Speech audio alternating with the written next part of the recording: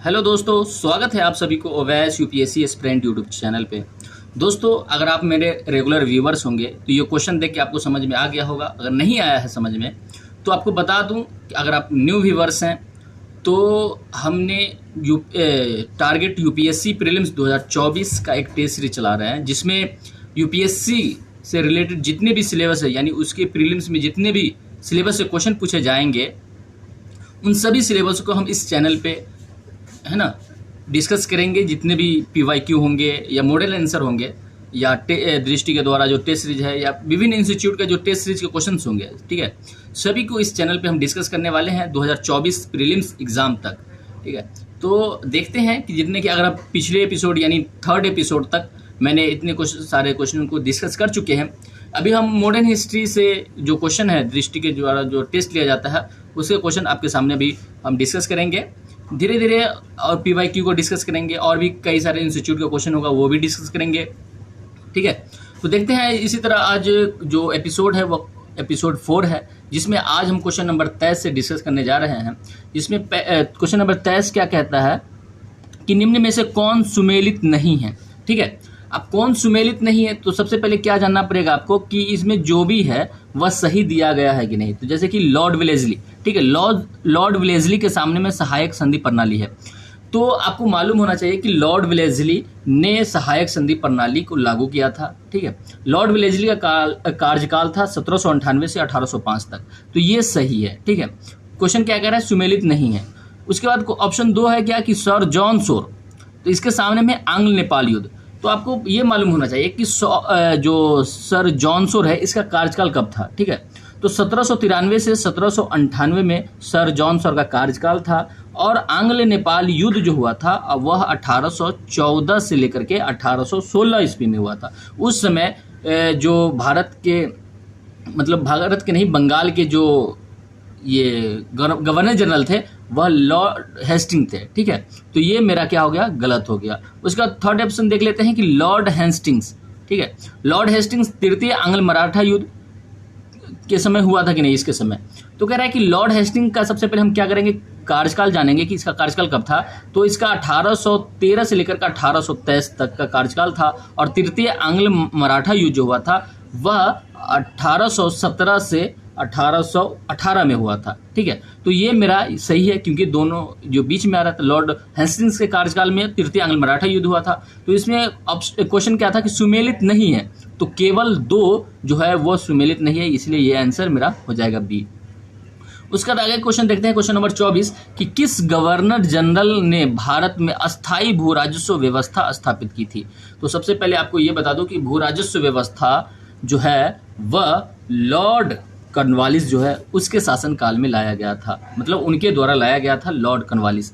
ठीक है, तो ये मेरा आंसर जो होगा सी होगा। अगर आप आधुनिक भारत के इतिहास में अगर यूरोपीय जो भारत के में जो ईस्ट इंडिया कंपनी ने शासन किया था उसके जो जितने भी गवर्नर जनरल थे, ठीक है, सबसे पहले बंगाल का गवर्नर था, फिर जाके गवर्नर जनरल बना, फिर भारत के गवर्नर जनरल बने, तो सभी के शासनकाल में कौन कौन से नियम कानून लाया गया, कौन कौन से सुधार किए गए, तो अगर ये सब आपको मालूम है, ठीक है, तो आपको ये सारे क्वेश्चन बन सकता है। ठीक है, जैसे कि आप इस ऑप्शन ए देखेंगे तो क्या है कि लॉर्ड जॉनसन जो था इसके समय में न कोई युद्ध हुआ था न किसी तरह के सुधार हुआ था। लॉर्ड क्लाइव आपको मालूम होना चाहिए कि जो 1764 के युद्ध के बाद क्या हुआ था कि जो इलाहाबाद की संधि हुई थी इसी के साथ हुआ था, और उसके बाद इन्होंने द्वैत शासन प्रणाली लाया था बंगाल में। ठीक है, ऐसी फॉर एग्जांपल के लिए बता रहे हैं। उसी तरह अगर लॉर्ड वॉरेन हेस्टिंग्स के बारे में अगर जानना चाहते हैं तो वॉरेन हेस्टिंग्स, ठीक है, घेरे की नीति यानी रिंग फेस जो एक नियम था घेरे की नीति, वह नीति लेके आया था वॉरेन हेस्टिंग्स। ठीक है, तो ये मेरा आंसर जो था भू राजस्व व्यवस्था वो लॉर्ड कॉर्नवालिस के द्वारा लाया गया था। और लॉर्ड कॉर्नवालिस की एक और बात बता दूं कि इन्होंने जो पुलिस व्यवस्था की शुरुआत हुआ था बंगाल में, इनके द्वारा ही किया गया था। उसके बाद क्वेश्चन नंबर 25 है यानी 25 क्या कह रहा है कि रैयतवारी बंदोबस्त के संदर्भ में निम्नलिखित कथनों पर विचार कीजिए। दोस्तों, इस ऑप्शन पढ़ने से पहले एक बात और बता दूं आपको कि क्या कई सारे कमेंट आया कि क्लियर नहीं दिख रहा है। ठीक है, तो अगर आप 480 के जो क्वालिटी है ना, वीडियो क्वालिटी अगर 480 के में देखेंगे तो आपको अच्छे से क्लियर से दिखेगा। अगर आप 140 या 360 के देखते हैं तो उतना शायद क्लियर नहीं दिख पाता है। तो अगर क्लियर नहीं दिखने की वजह है कि आप 480 पे देखें, जिसकी वजह से आपको क्लियर दिखेगा वीडियो और ऑप्शन भी दिखने समझ में आएगा। ठीक है। उसके बाद कह रहा है कि रैयत बारी बंदोबस्त के संदर्भ में निम्नलिखित कथनों पर विचार कीजिए। तो सबसे पहले एक बात बता दूं कि रैयत बारी बंदोबस्त जो है वह कर्नल रीड, ठीक है, और एलिफेस्टन के द्वारा यह लागू किया गया था। तो जो कर्नल रीड था उन्होंने 1792 में मद्रास के 12 महल जो था उसमें इन्होंने लागू किया था। ठीक है, जो कृषि से संबंधित ये है। उसके बाद अगर हम बात करें कि जो एलिफेस्टन था उन्होंने मुंबई में यह लागू किया था रैयतवारी बंदोबस्त। ठीक है, आपको पता होना चाहिए कि कृषि के क्षेत्र में 3 तरह के मतलब व्यवस्था लागू किया था। पहले तो आप जाने कि क्या था, अस्थायी बंदोबस्त था, दूसरा क्या था, रैयतवारी बंदोबस्त, और उसके बाद तीसरा जो था वह था, तीसरा याद नहीं आ रहा मुझे अभी। ठीक है, एक मिनट, याद नहीं आ रहा। महलवारी, सॉरी, हाँ, महलवारी जो था देखिए पहला क्या था, अस्थायी बंदोबस्त, दूसरा रैयतवारी बंदोबस्त, और तीसरा जो था महलवारी बंदोबस्त। ठीक है, तो इस तरह के आपको याद रहने की जरूरत है। तो इसमें कह रहा है कि रैयतवारी बंदोबस्त में क्या है कि ऑप्शन जो एक है मेरा कि किसानों द्वारा लगान सीधे सरकार को दी जाती थी, तो बिल्कुल सही है कि रैयतवारी बंदोबस्त में क्या था, किसानों द्वारा लगान सीधे सरकार को दी जाती थी। अगर रैयतवारी बंदोबस्त के बारे में आपको जानकारी होगा तो आप अच्छे से इस ऑप्शन को बना सकते हैं, इस क्वेश्चन को। उसके बाद ऑप्शन 2 है कि सरकार रैयत को पट्टे देती थी, ये भी सही है। और थर्ड ऑप्शन क्या है कि कर लगाने के पूर्व भूमि का सर्वेक्षण और मूल्य निर्धारण किया जाता था, ये भी मेरा सही है। कथन क्या है, सही है कौन, तो 1, 2, 3 यानी तीनों मेरा सही हो गया। उसके बाद क्वेश्चन नंबर 26 क्या कहता है कि निम्नलिखित भारतीय शासकों में से कौन था जिसने विदेशों में आधुनिक पद्धति दूतावास स्थापित किया था। तो अगर आप टीपू सुल्तान के बारे में जाने होंगे तो टीपू सुल्तान ही एक ऐसा भारतीय शासक था जिन्होंने विदेशों में आधुनिक पद्धति के दूतावास स्थापित किए थे। ठीक है, तो टीपू सुल्तान इसका आंसर हो जाएगा। उसके बाद कह रहा है कि 27 नंबर क्वेश्चन कह रहा है कि सुरक्षा प्रकोष्ठ की नीति संबंधित है। सुरक्षा प्रकोष्ठ की नीति को हम घेरे की नीति भी कह सकते हैं।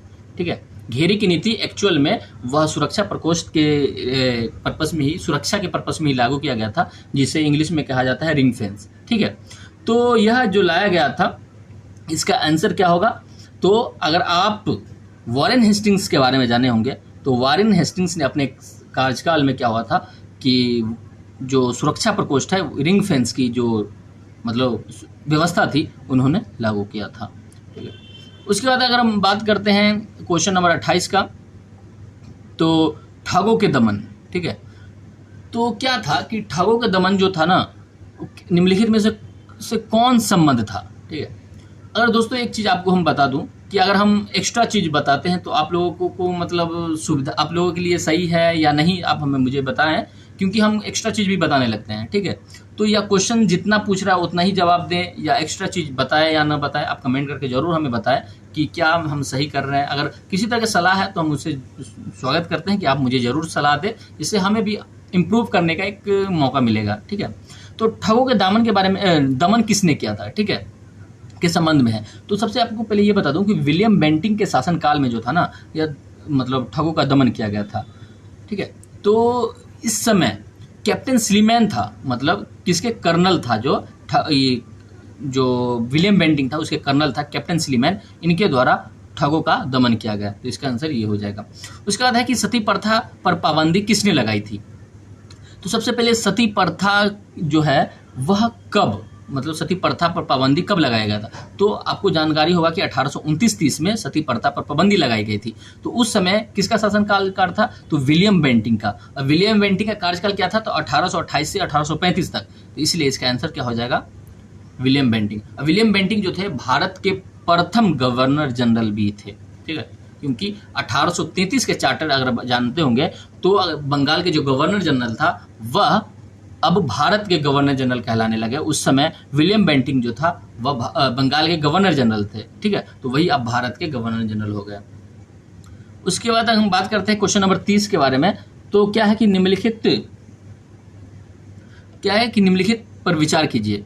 तो कि दादा भाई नौरोजी, जी सुब्रमण्य अय्यर और आर सी दत्त, तो कह रहा है कि उपर्युक्त में से जो भारत में उपनिवेशवाद के आर्थिक आलोचक थे।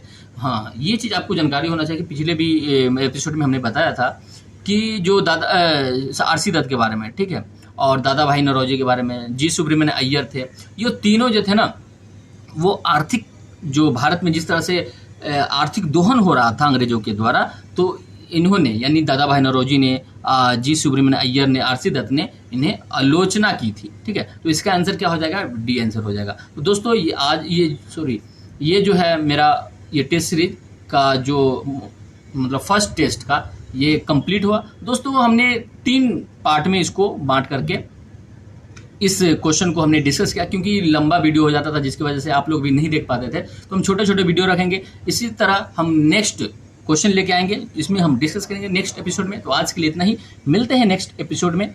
जय हिंद।